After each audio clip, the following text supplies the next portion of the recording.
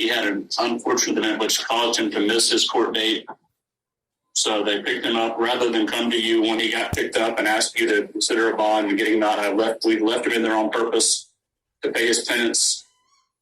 And we're asking you to follow the plea bargain if you would. All right. According to the plea bargain agreement, punishments be assessed at 2 years in the prison. There's a $500 fine. And it says that both parties agree that if he didn't show up for sentencing, he would be subject to the full range of punishment. So, State, are you still proceeding with the plea bargain agreement? Your Honor, in light of him not showing up, I believe the full range, as it says in the agreement, at this point, we'll defer to the court for the reasoning behind that he didn't show up and if there's a valid reason.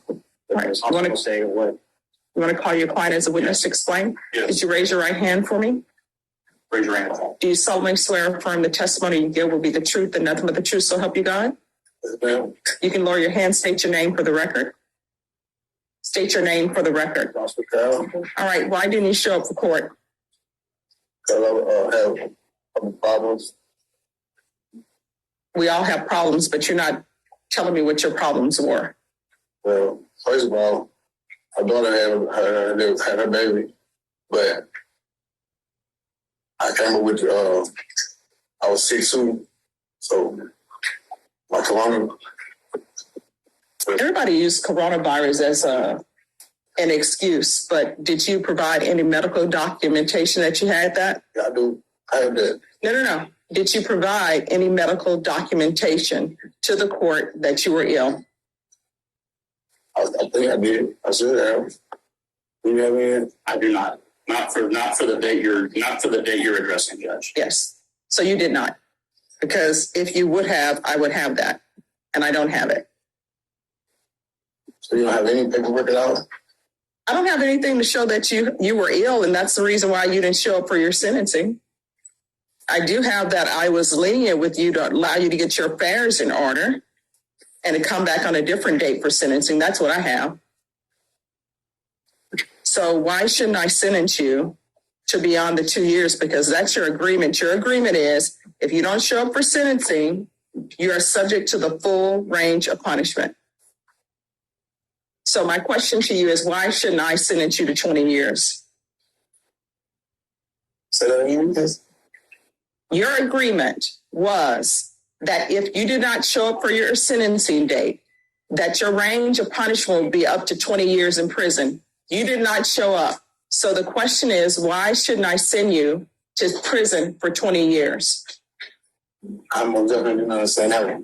No, you did, because it's a part of your plea bargaining agreement. And what I can tell you, and I'm sure your counsel will tell you this, and even though this is a new prosecutor to this court, I go over the plea bargaining agreement in great detail and ask on the record, do you understand that to be the plea bargaining agreement?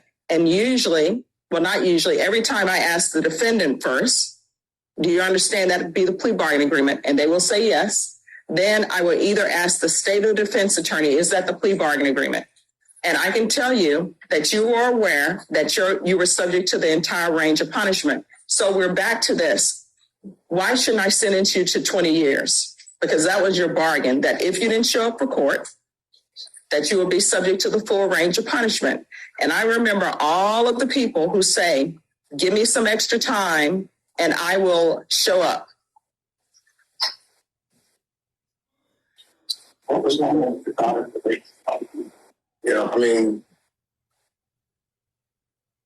she ain't a baby next month or whatever, you know what I mean? But I don't think. What do you mean she has her baby next month? You told me she had it. She already had the baby. No. She went in the hospital. She was sick. I thought that she wasn't going to even, and that she was going to lose the baby or whatever, you know what I mean? And when did this happen? Like last month. All right, so that happened last month, so that would have been January. So that still doesn't explain why you didn't show up for your sentencing on November. You were set for sentencing on November 3rd. Here's the thing. Sometimes people don't have an excuse. Sometimes it's like, I made a bad decision.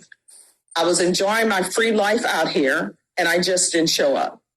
So I'm trying to figure out, is that your case, or is there something else that was going on in your life? Because you're looking at 20 years in prison.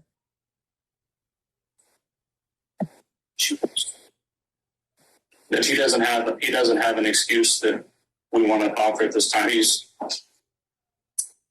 He does. I mean, I agree with the court. You did admonish him. He understood that. I'm concerned. I mean, as we stand here today, he's not near as cognizant as I've dealt with as he's been in the past. I'm somewhat concerned about that, but I mean, he's not a man of means. When that November date came, his phone was cut off. We were not able to locate him. I mean, he didn't. I mean, I know I spoke to him after that when his daughter was sick, but we'd ask you not to sentence him to 20 years. We don't think that's, we hope that that's not what the court decides to do, but if the court decides, we ask the court to follow the plea bargain and perhaps give him 3 years. I can indicate that the court takes this seriously. And all right, state. The explanation of the judge is the state, with previous negotiations that they have on our file, we believe the appropriate sentence would be 5 years. All right, this is what the court is going to do. 4 years in the prison, give you credit for any time served, take in consideration 2021 CR 2207, 2021 CR 1465, 2021 CR 2771. The court will give you credit for any time served. There's a $500 fine, time and money will run concurrent. I'm going to show you what's entitled Trial Court Certification of Defendant's Rights to Appeal. Did you review that with your attorney? Did you understand it? And did you sign it? that's your judicial signature. All right, because this is a plea bargain agreement, because I followed your plea bargain agreement, and because you waived your right to appeal, you do not have the court's permission to appeal. Because this is a felony conviction, you're not allowed to own or possess any weapons or ammunition. If you have a question over what a weapon or ammunition is, you'll need to speak to your attorney. Do you understand? We can go off the record. Mr. Carroll, I always, when attorneys say, can you give my client some extra time to report? Sometimes I do, sometimes I don't. But I take it very seriously when I give someone time to report, because when you think about it, somebody's saying, all right, I'm going to show up and I'm going to take my prison sentence. You didn't show up. And that's a problem. And if there would have been